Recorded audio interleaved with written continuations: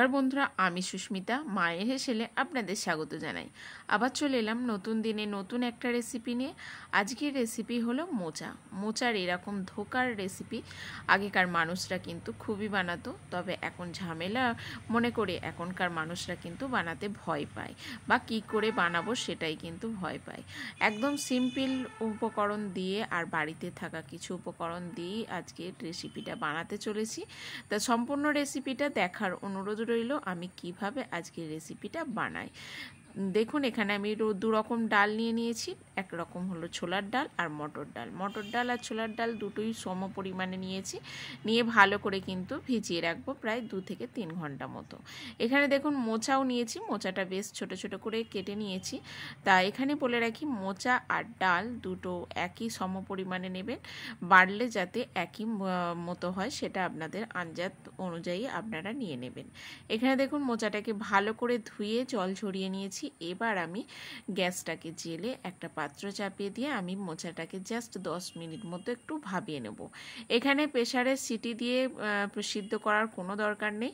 অল্প করে আমি এখানে জল দিলাম আর সামান্য একটু লবণ দেব, দিয়ে ভাবিয়ে নেব। এমনভাবে জল দিতে হবে যাতে সম্পূর্ণ যে ভাবানো হয়ে যাবে, আর জলটাও কিন্তু ফেলতে হবে না। ফেলে দিলে সম্পূর্ণ যে মোচার পুষ্টিগুণ সেটা কিন্তু ফেলে দিতে হবে, সেটা আমাদের পাবো না। তার জন্য আমি সেই পরিমাণে জল দিয়েছি। দেখুন জল একটুও নেই। এবার এটা ঠান্ডা করে নেব। তারপরে এখানে আমি ডালটাকে দেখিয়ে দিচ্ছি। ডালটাও দেখুন সুন্দরভাবে কিন্তু ভিজে গেছে। আপনাদের ভেঙে দেখাচ্ছি, দেখুন সুন্দরভাবে দুখণ্ড হয়ে গেল। এটা একটা মিক্সচার জারের মধ্যে আমি একটু পেস্ট করে নেব। এখানে বেশি জল দিয়ে পেস্ট করবেন না, এখানে জল ঝরিয়ে যতটা পারবেন তত সুন্দরভাবে একটা মসৃণ পেস্ট বানিয়ে নিতে হবে। আপনারা শিলেও বেটে নিতে পারেন। তো এবার মিক্সার জারের মধ্যে দিয়ে দিলাম 1 ইঞ্চ আদা আর স্বাদ মতো 2টো কাঁচা লঙ্কা। ভালো করে একটা মসৃণ পেস্ট এখানে বানিয়ে নেব। দেখুন সুন্দর একটা মসৃণ পেস্ট বানানো হয়ে গেছে, দেখেই বুঝতে পারছেন সুন্দরভাবে বাটা হয়ে গেছে, বেশি জলও নেই। এবার একটা পাত্রের মধ্যে আমি এই ডালটাকে ঢেলে নেব। ঢেলে নিয়ে ওই মিক্সার জারের মধ্যে যে মোচা সিদ্ধ করে রেখেছিলাম, সিদ্ধ না যেটা ভাবিয়ে রেখেছিলাম, সেই ভাবানো মোচাটাকে এখানে দিয়ে দেব। অবশ্যই ঠান্ডা করে নেবেন, ঠান্ডা করে নিয়ে তারপর মিক্সার জারের মধ্যে দেবেন। এখানে দেখুন দিয়ে দিচ্ছি, দিয়ে সুন্দর একটা মসৃণ পেস্ট করে নেব। মোচা কিন্তু একদম মসৃণ পেস্ট হবে না, দেখবেন একটা খোঁচা খোঁচা ভাব থেকেই যাবে। সুন্দরভাবে দেখুন পেস্টটা করে নিয়েছি, দেখে বুঝতেই পাচ্ছেন। এবার এটাও ঢেলে নেব। একদম এমন পরিমাণে আমি নিয়েছি, দেখুন দুটো পরিমাণে কিন্তু সমান সমান ডাল আর মোচাটা। এবার এটাকে সাইডে রেখে দিয়ে আমি গ্যাসটাকে অন করে নেব আর কড়াই চাপিয়ে দেব। কড়াইয়ের মধ্যে বেশ কিছুটা সর্ষের তেল দিয়ে দেব। অবশ্যই এই রেসিপিটা সর্ষের তেল দিয়ে বানানোর চেষ্টা করবেন, তাতে কিন্তু স্বাদ খুব সুন্দর আসবে। তেলের মধ্যে দিয়ে দিলাম সামান্য মতো লবণ আর হলুদ, আর দিয়ে দেব হিং। অবশ্যই হিংটা দেওয়ার চেষ্টা করবেন। তেলের মধ্যে নুন আর হলুদটা দিলে হলুদের যে কাঁচা গন্ধটা এই তেলের মধ্যে কিন্তু দিলে কাঁচা গন্ধটা থাকবে না। দিয়ে আমি যে মোচা আর ডালটা পেস্ট করে রেখেছিলাম সেটা দিয়ে দেব। প্রায় 10 মিনিট মতো মিডিয়াম ফ্লেমে আমি ভালো করে এটাকে একটু ভালো করে কষিয়ে নেব, যতক্ষণ না মোচা আর ডালের এক্সট্রা জলটা শুকিয়ে যায়। যত সুন্দরভাবে এটা শুকিয়ে নেবেন তত তাড়াতাড়ি কিন্তু আপনারা শেপটাও আনতে পারবেন আর পরবর্তী রান্নাটাও করতে পারবেন। সুন্দরভাবে দেখুন মিডিয়াম ফ্লেমে আমি এইভাবে নাড়াচাড়া করে আমি রেডি করে নেব। আর এই রেসিপিটা কিন্তু খেতে খুবই সুন্দর লাগে। কোনো নিরামিষ দিনে এইভাবে একটা মোচার ধোকার রেসিপি আপনারা বানিয়ে বাড়িতে বা কোনো আত্মীয় স্বজনদের খাইয়ে মন জয় করে নিতে পারেন। কেউ বুঝতেই পারবে না এটা এত সুন্দর মোচার রেসিপি। একদম সম্পূর্ণ নিরামিষ একটা রেসিপি, অসম্ভব সুন্দর লাগে আর বানানো কিন্তু খুবই সহজ। দেখুন এখানে সম্পূর্ণ হয়ে গেছে, কড়াই থেকে কিন্তু খুব সহজেই উঠে আসছে। এই তোলার আগে কিন্তু একটা থালার মধ্যে এরকম অল্প একটু সাদা তেল দিয়ে ভালো করে কিন্তু মাখিয়ে নিতে হবে, কেননা এখানে এই থালার মধ্যে দিয়ে আমি একটা শেপ আনবো। তার জন্য শেপ এনে যে যখন তুলবো তখন সুন্দরভাবে কিন্তু উঠে যাবে, সেই জন্য এখানে থালায় আগে তেলটাকে বুলিয়ে নিতে হবে। দিয়ে আমি যে ডোটা করলাম সেই ডোটাকে এখানে দিয়ে নেব, দিয়ে নিয়ে কিন্তু ভালো করে এই গরম অবস্থাতেই একটা শেপ নিয়ে নিতে হবে। ঠান্ডা হয়ে গেলে কিন্তু এটা শক্ত হয়ে যাবে, আপনারা ঠিকমতো শেপ আনতে পারবেন না। দেখুন সুন্দরভাবে একটা শেপ করে এনে দিয়েছি, এটা ঠান্ডা হওয়ার জন্য অপেক্ষায় রেখে দিলাম। আর এখানে যে ধোকার রেসিপিটা বানাবো তার জন্য একটা বাটনা তৈরি করে নেব। নিয়েছি গোটা জিরে, আদা আর কাঁচা লঙ্কা, এটা শিলনোড়ায় আমি পেস্ট করে নিয়েছি। আর এবার দেখুন এদিকে ঠান্ডা হয়ে গেছে, আমি একটু আমার পছন্দময়ী এখানে পিস করে নেব।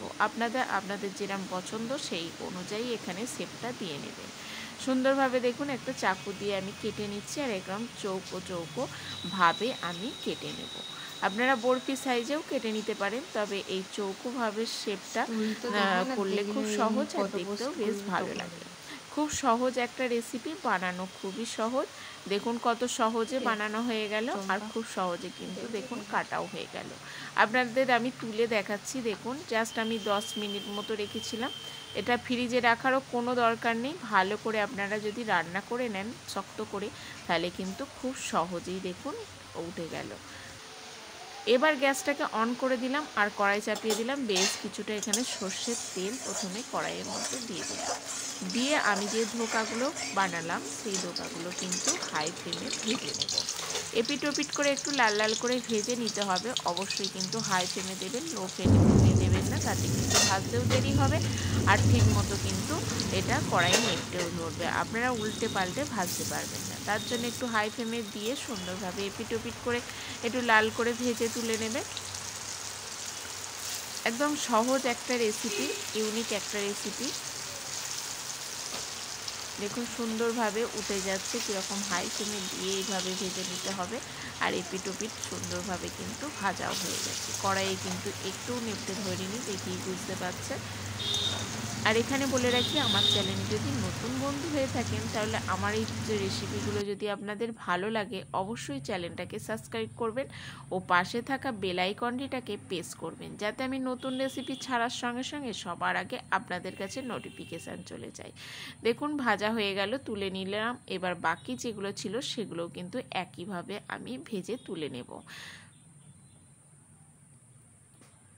আর অবশ্যই কিন্তু আমি যে রেসিপিগুলো দিই সেগুলো কিন্তু একদম ঘরোয়া রেসিপি, আপনারা ঘরে থাকা উপকরণ দিয়েই কিন্তু বানাতে পারবেন। এমন রেসিপি আমি আমার চ্যানেলে দেওয়ার চেষ্টা করি। দেখুন সুন্দরভাবে তেলটার মধ্যে এবার আমি দিয়ে দিলাম সামান্য একটু লবণ আর হলুদ দিয়ে আমি এই রেসিপিটা বানাবো আলু দিয়ে। তার জন্য দুটো মিডিয়াম সাইজের আলু কেটে নিয়েছিলাম বেশ লম্বা লম্বা করে, সেটা কিন্তু তেলের মধ্যে এইভাবে ভেজে নেব। বেশ লাল লাল করে নুন আর হলুদ দিয়ে ভেজে নিতে হবে সুন্দরভাবে। দেখুন ভাজা প্রায় হয়েই গেছে, লাল লাল করে এখানে আলুটা ভেজে নিলাম। আপনারা যদি আলুটা না পছন্দ করেন তাহলে স্কিপ করে দিতে পারেন। সুন্দরভাবে আলুটাকেও তুলে নিলাম। এবার আবারও একটু তেল দিয়ে দিলাম, সর্ষের তেল দিয়ে এতে কিছু গোটা গরম মশলা ফোড়ন দেব। তার মধ্যে দিয়ে দিয়েছি একটা শুকনো লঙ্কা, দারচিনি, এলাচ, লবঙ্গ, গোটা জিরে, আর দিয়ে দেব এখানে হিং। অবশ্যই কিন্তু হিংটা দেওয়ার চেষ্টা করবেন, যেহেতু একটা নিরামিষ রেসিপি আর ধোকার রেসিপিতে অবশ্যই কিন্তু হিংয়ের ফোড়নটা দিলে খুবই সুন্দর একটা ফ্লেভার আসে।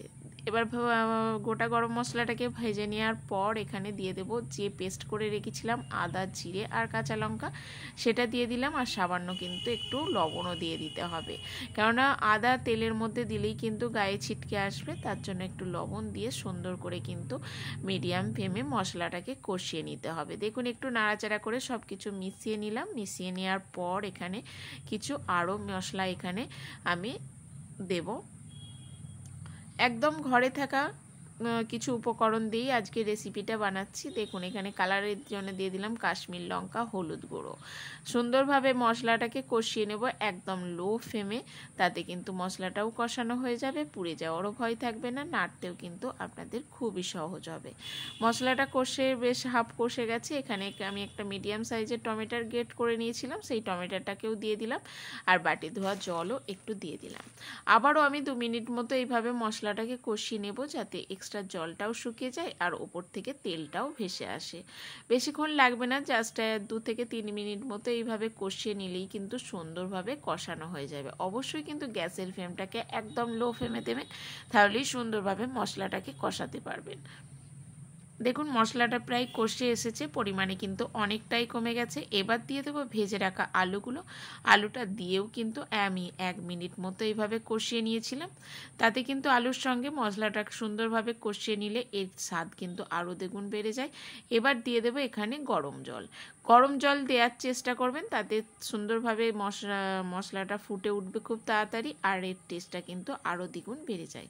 ভালো করে বেশি করে এখানে জল দিতে হবে, কেননা আলুটাও সিদ্ধ হবে আর ধোকাটা যেটা জল টেনে নেবে, তখন কিন্তু ঠান্ডা হয়ে গেলে গ্রেভিটা কিন্তু অনেকটাই শুকিয়ে আসবে। তাই সেইটা মাথায় রেখে আপনারা জলের পরিমাণটা একটু বেশি দেবেন। এখানে দেখুন আলুটা সিদ্ধ হয়ে গেছে। এবার কিছু মশলা আমি এখানে দিয়ে দেব। তার মধ্যে দিয়ে দেব ঘি, অবশ্যই ঘি দেওয়ার চেষ্টা করবেন, আর দিয়ে দেব কিছুটা গুঁড়ো গরম মশলা। এটা ধোকা দেওয়ার আগেই কিন্তু এই জিনিসগুলো দিয়ে নিতে হবে। দিয়ে নেওয়ার পর ভালো করে এখানে নাড়াচাড়া করে নিয়ে আমি ধোকাটা দিয়ে দিয়েছিলাম। দিয়ে আবারও আমি 1 মিনিট মতো ঢাকা চাপা দিয়ে দিয়েছিলাম। দেওয়ার পর এইভাবে কিন্তু গ্যাসটাকে অফ করে দিয়ে ভালো করে এবার নাড়াচাড়া করে আমি এবার অন্য একটা পাত্রে তুলে নেব। দেখুন সুন্দরভাবে কিন্তু অনেকটাই গ্রেভি আছে, এটা কিন্তু ঠান্ডা হয়ে গেলে অনেকটাই শুকিয়ে আসবে। এবার অন্য একটা পাত্রে তুলে নিলাম, আর গরম গরম ভাত, রুটি, যে কোনো রেসিপির সঙ্গে আপনারা পরিবেশন করতে পারেন। তবে আজকের রেসিপিটা আপনাদের কেমন লাগলো অবশ্যই কিন্তু কমেন্টের মাধ্যমে জানাতে ভুলবেন না। আপনাদের এক একটা কমেন্ট আমাকে আরও উৎসাহ এনে দেবে নতুন রেসিপি শেয়ার করার জন্য। আর আমাদের এখান মতো ছোট যে ইউটিউবার আছে তারা কিন্তু একটা কমেন্ট আর একটা লাইকের জন্য কিন্তু অনেক মনে জোর পায়। তাই জন্য বলবো, আমার চ্যানেলে যদি নতুন বন্ধু হয়ে থাকেন বা পুরনো বন্ধু হয়ে থাকেন, সুন্দর সুন্দর কমেন্টের মাধ্যমে আমাকে উৎসাহিত করবেন নতুন রেসিপি ছাড়ার জন্য ওর এগিয়ে যাওয়ার জন্য। আপনাদের এক একটা কমেন্ট আর লাইকই আমাদের কাছে অনেক শক্তি যোগায়। অবশ্যই কিন্তু কমেন্ট করতে ভুলবেন না আপনারা কে কোথা থেকে দেখছেন, তাহলেই তো পরবর্তী রেসিপিতে আপনাদের ধন্যবাদ দিতে জানাতে পারবো। তা সম্পূর্ণ রেসিপিটা দেখার জন্য ধন্যবাদ। ভালো থাকবেন, সুস্থ থাকবেন। দেখা হচ্ছে পরের রেসিপিতে। এরকম নিত্য নতুন রেসিপি দেখার জন্য অবশ্যই কিন্তু চ্যানেলটাকে সাবস্ক্রাইব করবেন।